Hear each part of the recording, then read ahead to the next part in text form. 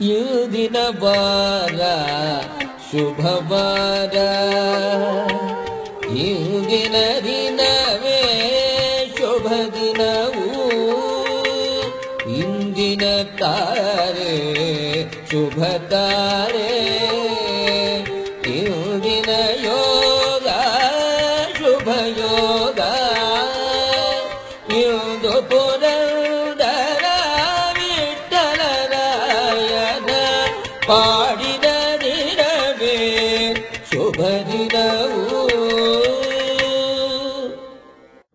ಗುರುವಿನ ಗುಲಾಮನಾಗುವ ತನಕ ದೊರೆಯ ಗಣ್ಣ ಮುಕುತಿ, ಪರಿಪರಿ ಶಾಸ್ತ್ರವ ಓದಿದರೇನು ವ್ಯರ್ಥವಾಯಿತು ಭಕುತಿ.